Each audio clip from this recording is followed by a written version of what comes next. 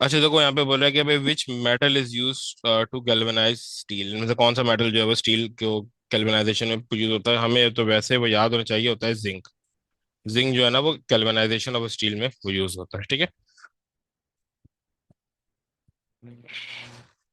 अगर तुम हर वो टॉपिक हर एमसीक्यू में सारे के सारे ऑप्शन ये इवेलुएट करने बैठ गए ना, तो it will be a big problem ना, क्योंकि फिर आप कंप्लीट नहीं कर पाओगे पूरा ये टॉपिक ना, तो पूरा सॉरी ये पेपर। तो इस टाइप पे जो क्वेश्चन है वो याद होने चाहिए कि भाई कौन सा मेटल यूज होता है कैल्वनाइजेशन स्टील में, तो आपको याद होना चाहिए कि ये जिंक है, ताकि आप सीधा जिंक के ऊपर वो टिक कर दो। आपको ये देखना ना पड़े कि क्या आपको कॉपर है, क्या लेड है, क्या टेन है, क्या जिंक है, ठीक है। फिर उसके बाद बोले कि aluminium objects do not need production from corrosion, ठीक है। ये हमें तो पता है क्योंकि वो हेलुमिनम ऑक्साइड की अनरिएक्टिव जो है ना लेयर फॉर्म कर लेता है over aluminium. Iron objects must be protected from corrosion. Which statement explains why the aluminum resist corrosion? वो बोलेगा इसमें से कौन सी स्टेटमेंट जो है वो बता रही है कि एल्यूमिनियम जो है वो corrosion से को रेजिस्ट करता है। मैंने बताया ना Al2O3 की अनरिएक्टिव जो है ना लेयर फॉर्म हो जाती है, इसकी वजह से ये हो कुछ भी नहीं ये हो पाता, ठीक है। Aluminium has a protective layer oxide layer ना, अभी बताया, ठीक है। फिर देन उसके बाद है reaction involving aluminium is shown.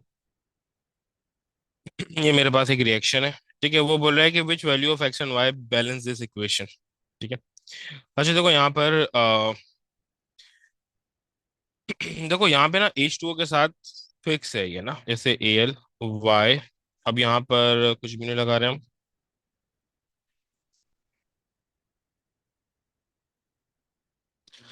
ये Y भी हटाना पड़ेगा। AlO2 + 6H2O। और अच्छा अब यहाँ पे देखो, उसने H2O ना हमें बता दिए कितने, उसने H2O हमें यहाँ बता दिए कितने ना। अब देखो यहाँ पर एज कितने हैं, 6 to the 12, 12 एज है यहाँ पे ना। तो ये एज कितने हैं, 12, ठीक है। अब यहाँ पे वो बोले कि भाई यहाँ पे यहाँ पर एज कितने हैं, एक,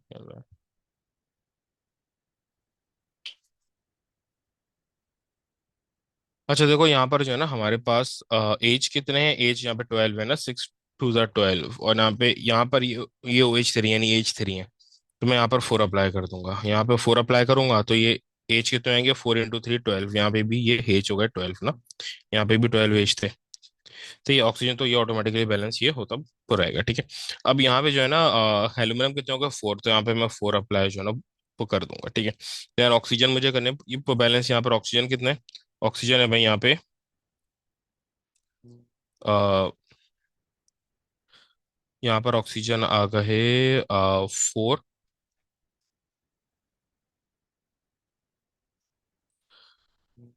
4 × ये हो गया बट 12 ना, ठीक है।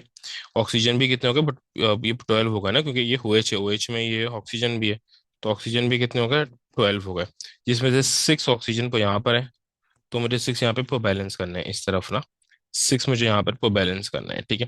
तो यहाँ पे ऑलरेडी 2 है तो मैं यहाँ पे 3 अप्लाई कर दूंगा, ठीक है। ऑक्सीजन मैंने कि ये किस तरीके से करे तो बैलेंस, देखो यहाँ पे 4 OH तो 3 है, तो 4 × 3 = 12, तो ऑक्सीजन भी कितने हैं 12।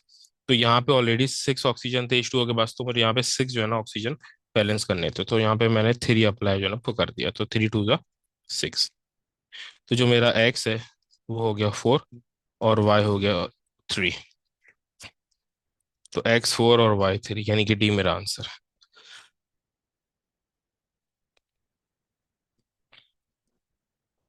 अच्छा उसके बाद वो बोला कि different type of steel alloys are manufactured by changing the percentage of carbon in the alloy.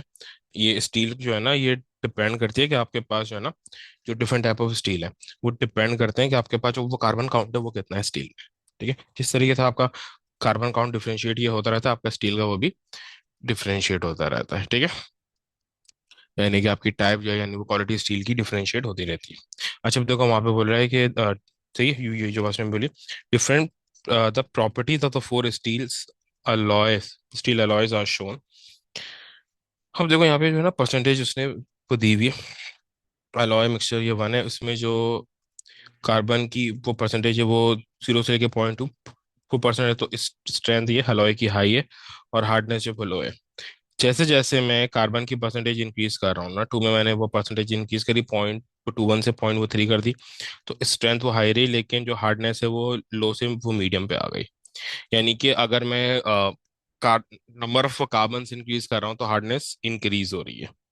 और थ्री में मैंने जो ये परसेंटेज है कार्बन की और इंक्रीज कर दी, 0.31 से 0.4 कर दी, तो अब देखो स्ट्रेंथ हाई से क्या आ गई, वो मीडियम पे आ गई, यानी स्ट्रेंथ वो कम आ गई और हार्डनेस जो है वो इंक्रीज हो गई। इसी को तरीके से फिर मैंने 0.41 से 0.15 कर दी, तो जो स्ट्रेंथ थी अलॉय की वो और डिक्रीज हो गई और जो हार्डनेस है वो इंक्रीज हो गई। यानी इसका कि मतलब क्या है कि अगर मैं परसेंटेज इंक्रीज वो करूंगा वो कार्बन की ना, तो strength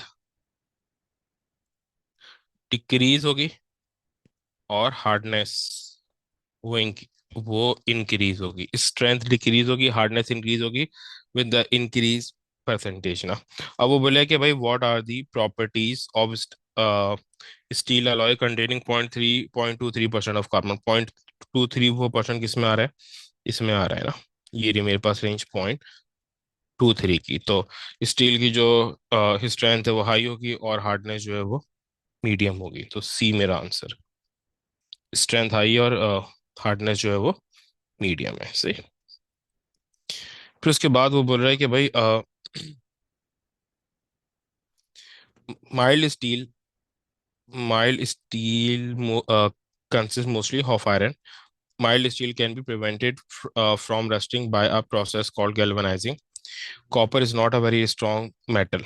However, it is mixed with a suitable metal, a strong alloy called brass is produced. Copper zinc के साथ जो है वो मिक्स होता है और एक स्ट्रॉन्ग अलॉय जो ब्रास जो है वो बनाता है, ठीक है। Which statement is for correct? Copper corrodes very quickly when wet and brass doesn't। देखो ब्रास में जिंक है और कॉपर है, ठीक है, जिंक प्लस कॉपर है, तो देखो दोनों जो है वो मिला के वो बनेंगे ब्रास, तो ये दोनों का अगर हम मिलाएंगे तो ये दोनों मेटल ही है, तो करोड़ तो ये करेंगे। अब उनकी स्पीड कॉपर से कम हो ज्यादा हो वो हमारे यहाँ पे कंसर्न नहीं है, बट हमारे यहाँ पे सिर्फ और सिर्फ कंसर्न क्या है, जो हमारा यहाँ पे कंसर्न है, हमारा कंसर्न ये है कि यहाँ पर ये करोड़ करेंगे, तो ऑप्शन ए तो जाहिर सी बात है यहाँ पे गलत हो गया क्योंकि क्रोजन हो रहा है। फिर उसके बाद है copper is mix with zinc to produce brass. Yes, अभी मैंने बताया ना, कॉपर जिंक आपस में हेड अप होते हैं और ब्रास बनता है, ठीक है। अच्छा, उसके बाद वो बोल रहा है कि भाई which statement explain galvanising prevents iron from rusting. देखो होता है क्या है कि आयरन के ऊपर हम एक मोर रिएक्टिव वो मेटल की लेयर जो है पकड़ देते हैं, जिससे क्या होता है वो लेयर जो है ना वो रिएक्ट कर जाती है, बट आयरन रिएक्ट नहीं कर पाता। इंस्टेड ऑफ दैट आयरन वो लेयर अपने आप को वो कुर्बान कर देती है, वहां पे हम जाते हैं वो जिंक यूज करते हैं।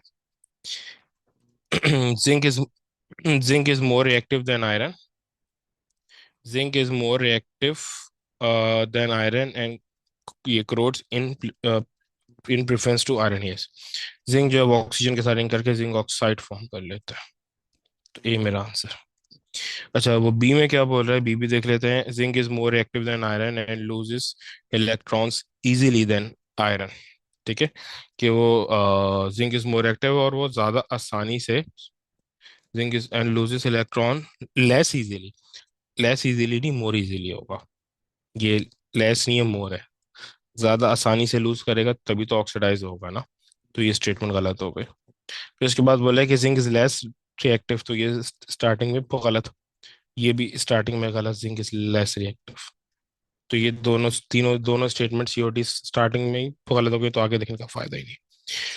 अच्छा देखो उसके बाद वो बोल रहे हैं कि डायग्राम ये काफी मरतबा क्वेश्चन आया हुआ है ना, ये 3 इयर्स में आया है, डिफरेंट ईयर्स में, और ये गैप से है 3 या 4 साल के। देखो ये लास्ट टाइम आया था 2021 में, फिर आया 15 में, फिर आया 11 में, तो अकॉर्डिंग टू पैटर्न इस बार आने के बहुत चांसेस हैं।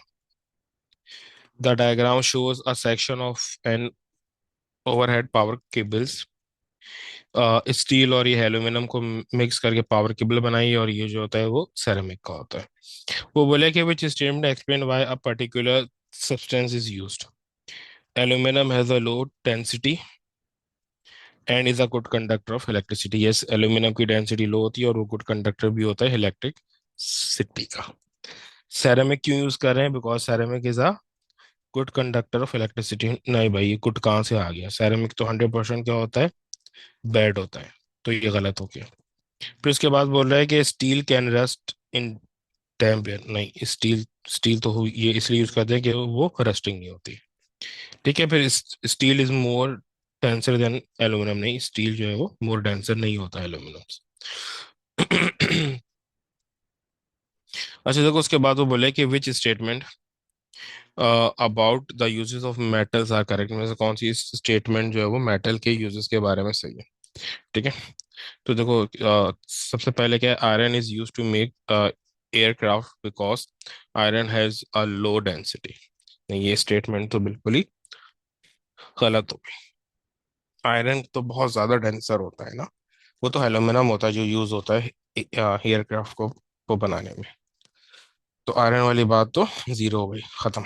फिर उसके बाद बोल रहा है copper is used to make electric cables because copper is a good conductor of electricity. Yes, ये स्टेटमेंट सही है। फिर थर्ड में बोले aluminium is use to make brass because aluminium is strong and hard. Aluminium से तो brass बनता ही नहीं, अभी बताया, कॉपर और जिंक से बनता है। फिर उसके बाद है iron is mix with the additives to make an alloy which is a part of chemical plant।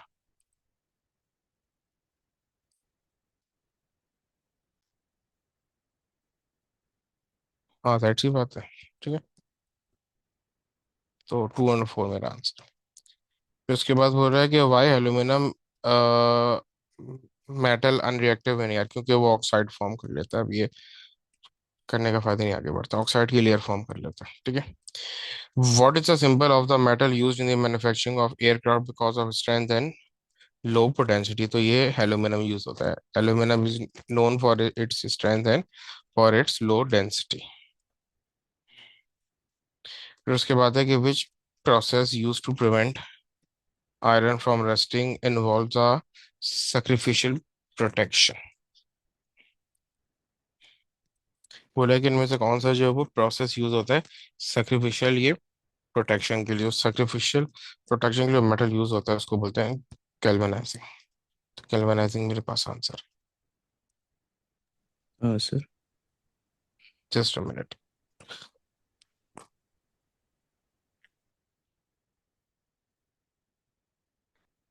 अच्छा, अब देखो यहाँ पर हमारे पास क्वेश्चन है, वो बोल रहा है कि भाई coating iron helps to prevent rusting.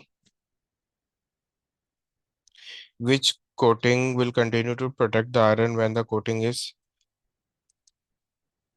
Damaged. एक सेकंड। कोटिंग आयरन,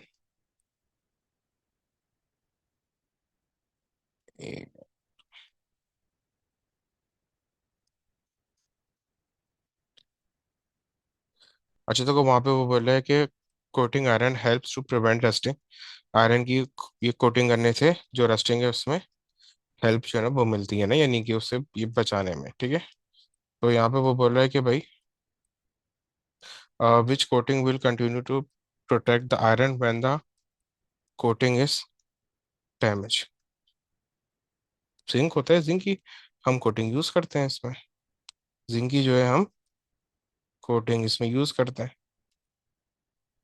ठीक है, इसमें जो हम कोटिंग यूज करते हैं किसकी यूज करते हैं? जिंक की। सही।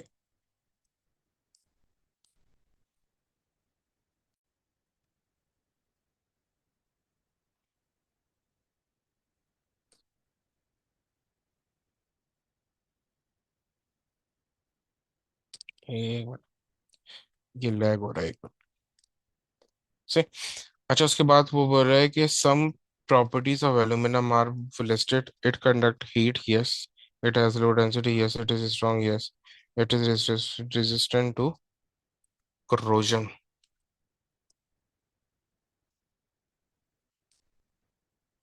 yes. Which of these properties make aluminium suitable for making food containers for chilled food product. भाई वो कोरोजन से रेजिस्टेंट होता है, तभी तो हम इसमें जो इसको फूड कंटेनर्स में यूज करते हैं ताकि कोरोजन ना हो। अगर कोरोजन ये हो जाएगा तो जाहिर सी बात है जो फूड अंदर है वो खराब हो जाएगा। ठीक है, तो D4।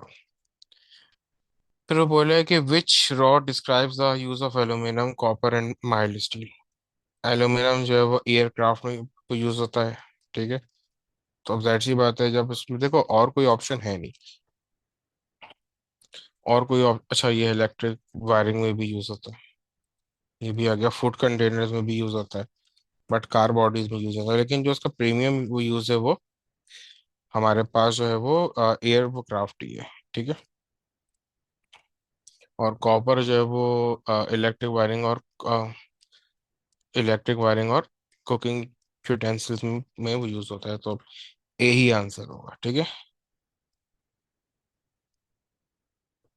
ये दोनों का ये ऑप्शन आ रहा है,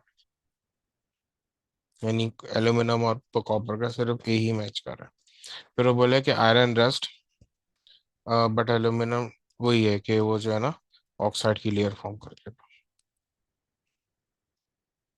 अच्छा देखो उसके बाद बोला है कि which statement about the metals and there uses is correct, मतलब कौन सी स्टेटमेंट मेटल और उसके यूजेस के बारे में सही है।